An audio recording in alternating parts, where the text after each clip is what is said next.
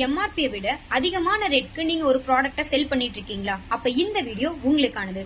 Hi hello everyone, நான் உங்க advocate Pratibha. இன்னைக்கு சட்டமும் நானும் சீரிஸ்ல நம்ம எதை பத்தி பார்க்க போறோம் அப்படின்னு பாத்தீங்கன்னா எம்ஆர்பி அப்படின்னா என்ன அப்படின்னு பாத்தீங்கன்னா மேக்ஸிமம் ரீட்டைல் பிரைஸ். நம்ம ஒரு ப்ராடக்ட் வாங்குறோம் அப்படின்னா அந்த ப்ராடக்ட்டோட பின்னாடி வந்து எப்பவுமே மென்ஷன் பண்ணிருப்பாங்க date of manufacturing, date of expiry அப்படின்னு மென்ஷன் பண்ணிருப்பாங்க. அது கூட எம்ஆர்பி அப்படின்னு சொல்லி அந்த ப்ராடக்ட்டோட பிரைஸ் மென்ஷன் பண்ணிருப்பாங்க. இப்போ ஒரு ப்ராடக்ட்டோட பிரைஸ் வந்து 30 ரூபீஸ் அப்படின்னு போட்டுருக்கு அப்படின்னா அந்த ப்ராடக்ட்டை நம்ம 31 ரூபீஸ்க்கு கடைக்காரர் செல் பண்ணும்போது நம்ம 31 ரூபீஸ் கொடுத்து வாங்கிருக்கோம் அப்படின்னா நம்ம கொடுத்துருக்க அந்த 1 ரூபி வந்து எக்ஸ்ட்ரா அமௌண்டா தான் கன்சிடர் பண்ணப்படும். ஏன்னா 30 ரூபீஸ் அப்படின்றது அந்த ப்ராடக்ட்டோட மேக்ஸிமம் ரீட்டைல் பிரைஸாவே இருக்கு. சோ அதை விட கடைக்காரர் எக்ஸ்ட்ரா சார்ஜ் பண்ணிருக்க அந்த 1 ரூபீஸ் அவருக்கு அகைன்ஸ்டா நம்ம கேஸ் ஃபைல் பண்ணலாம் அப்படின்னு உங்களுக்கு தெரியுமா? இதை நம்ம எங்க அப்ரோச் பண்ணோம் அப்படின்னு பாத்தீங்கன்னா லீகல் மெட்ராலஜி ஆக்ட் படி 2009ல லீகல் மெட்ராலஜி ஆக்ட் அப்படின்னு ஒரு விஷயத்தை எடுத்துட்டு வராங்க. அந்த ஆக்ட்ல சொல்லிருப்பாங்க இந்த மாதிரி எம்ஆர்பியை விட எக்ஸ்ட்ராவா வந்து செல் பண்றாங்க, பேமெண்ட் அதிகமா வச்சு செல் பண்றாங்க அப்படின்னா அது ஒரு அஃபென்ஸ் அப்படின்னு சொல்லிருக்காங்க. அதுக்காக ஃபைன்ஸ் அண்ட் பெனால்டிஸ் கூட இம்போஸ் பண்ணிட்டு இருக்காங்க. இதை நம்ம எப்படி அப்ரோச் பண்ணோம் அப்படின்னு பார்த்தோம்னா ஒரு ப்ராடக்ட் நம்ம வாங்குறோம் அப்படின்னா அந்த ப்ராடக்ட்டோட போட்டோ எடுத்துக்கணும், அந்த எம்ஆர்பி தெரியுற மாதிரி போட்டோ எடுத்துக்கணும். அது மட்டும் இல்லாம அந்த கடைக்காரங்க கிட்ட இருந்து நம்ம ஒரு ரெசிப்ட் வாங்கிக்கணும். அந்த ரெசிப்ட்ல அவங்க எக்ஸ்ட்ரா சார்ஜ் பண்ணிருக்காங்க அப்படின்றது தெரியுற மாதிரி நம்ம அந்த ரெசிப்ட வந்து பில்ல வந்து போட்டோ எடுத்துக்கணும்.